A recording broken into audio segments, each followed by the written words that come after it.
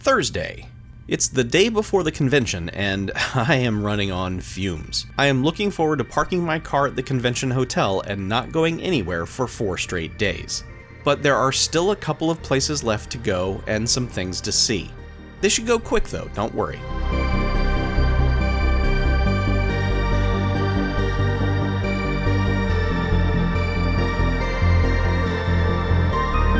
First up is my annual stop at Unique Treasures, another antique mall that almost always has something really cool, like these VHS board games for Chutes and Ladders and Candyland. I almost grabbed them instinctively because VHS board games are cool, until my brain said, dude, what are you doing? It's Chutes and Ladders and Candyland. So yeah, I didn't get those.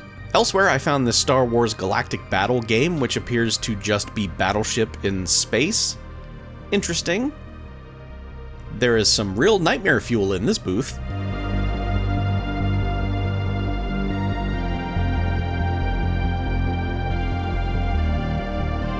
And yep, for the 3rd year in a row, this tragically overpriced Target Alpha pinball machine by Gottlieb is still here. It's in nice condition and all that, but no one is going to pay that much for it. Oh well, see you next year, Target Alpha.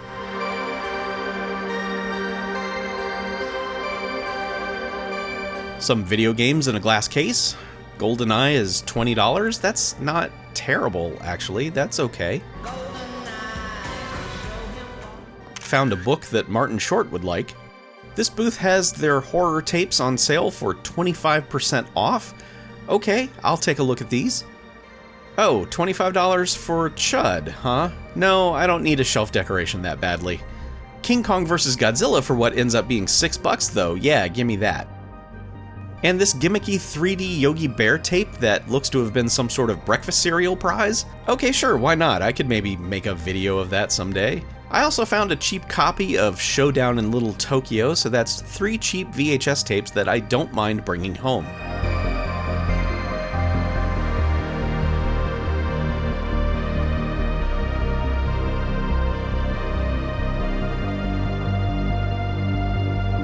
This Yogi Bear tape and the 3D glasses are all mint condition too. Even if this tape ends up being a bust, it never hurts to have a spare pair of these 3D glasses. This rather nondescript stop is Atlanta's local Goodwill pickup office, and let me offer you game hunters out there a shopping tip. If you're going to be traveling to a decent-sized city, check and see if there's a nearby Goodwill pickup location. Then, search their specific listings on Shop Goodwill a couple of weeks before you arrive in town and see if there's anything that you want or need. Shipping costs can always ruin a good deal that you might find on their site, and so this is a little way around that.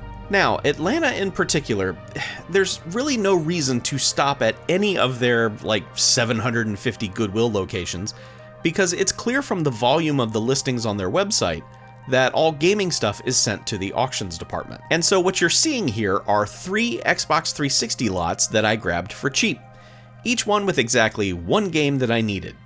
I can trade away or sell the others, and it pretty much ends up being a wash. The only downside is you're never quite sure what condition these things are going to be in. I lucked out with the SpongeBob game, it's in nice shape. This copy of Tony Hawk's American Wasteland, a harder one to track down than you would think, is okay. I can salvage it with a good cleaning.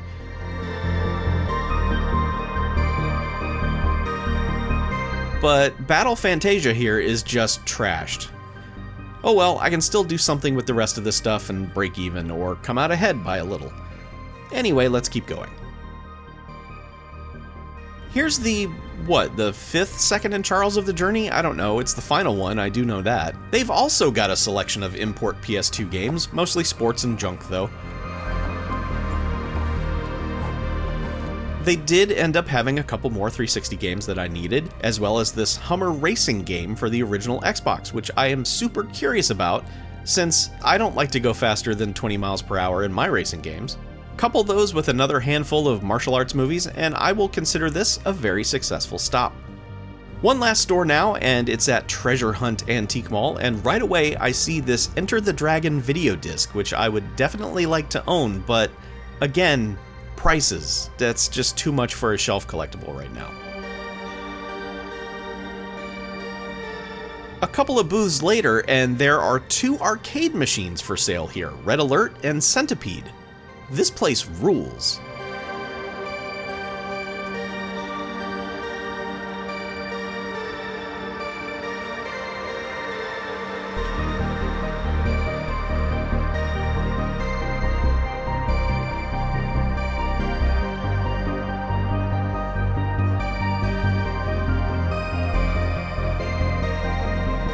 Here's one of those rad 301 science experiment wiring kit things. Even though this one is old, it's way newer than the one I had when I was a kid. I love those things.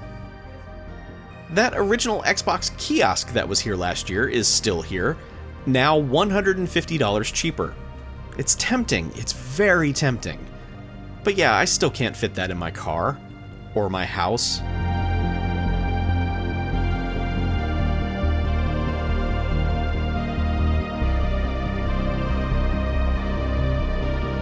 Here's another one of those 2XL robots, this one in the box, and for only $40. That's much more accurate.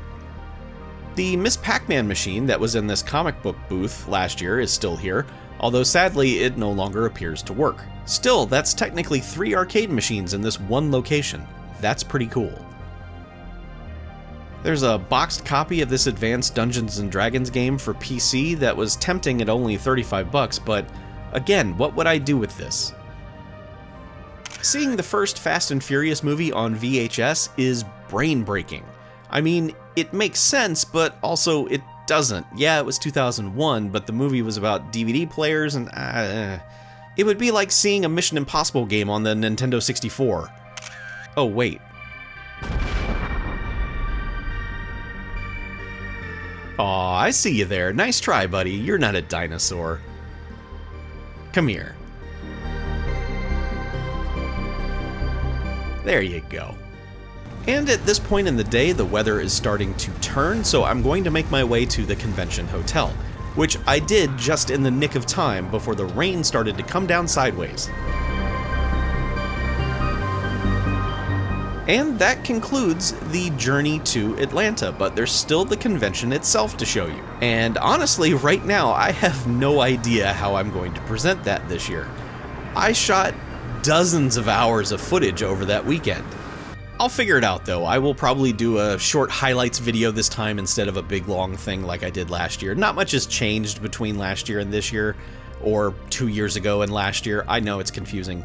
It's really confusing editing this a year later. Sorry about all that. But come back next time and experience the magic of the Southern Fried Gaming Expo 2024. Thanks for making it this far, everyone. I will see you in the next episode, which might be the last episode. I think that's it. I'm not sure if I did anything after the show or not, but I guess I'll find out. So be good to one another and all that, and I'll see you next time. Take care.